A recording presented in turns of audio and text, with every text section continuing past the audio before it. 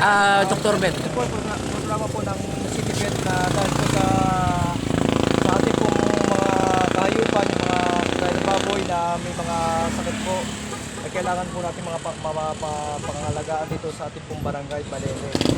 Para naman po hindi tayo mapasok po ng mga sakit pong yung sinasabing ASF po, African Swine Fever. Kaya po tayo ay nag-iipit po ngayon na magpapasok po tayo ng mga hayop po sa ibang galing sa ibang barangay. Kaya po yung mga baboy lang pong dito sa atin ang kailangan pong ikangang kainin ng mga taga rito para mapuno. Safe po tayo dahil pagkain po yan eh. Kaya po ito yung amin pong itutupad po ng unang-una po ng City Government of Tanawan. Tayo po yun, mag-iingat po sa natin po mga kinakain. Checkpoint.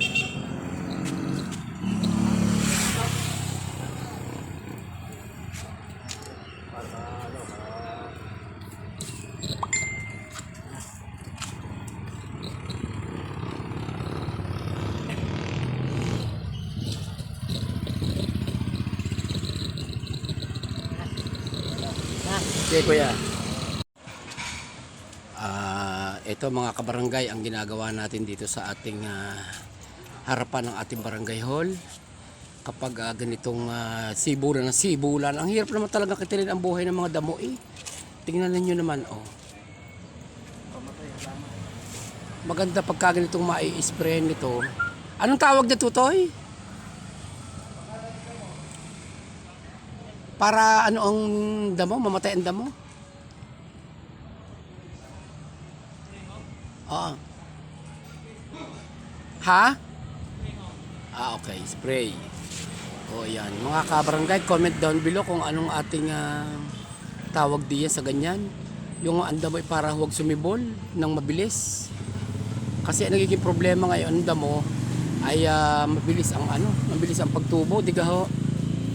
So within this process ay madaling maaapula ang paglago agad ng damo. Kaya napakaganda nitong prosesong ito para ika nga ay hindi agad ang damo.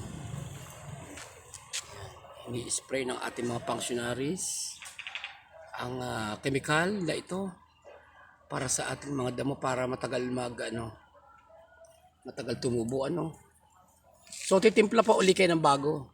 Ay wala na pong pantimpla. Wala na. Ubos na. Okay.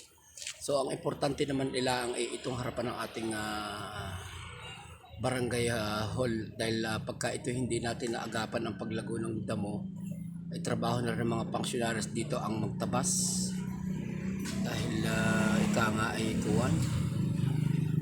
mabilis ang paglago ng damo.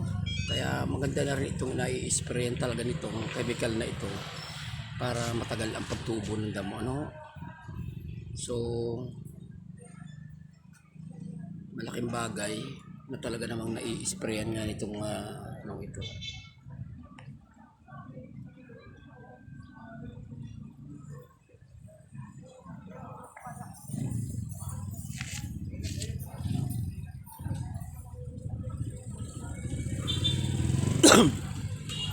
Excuse me.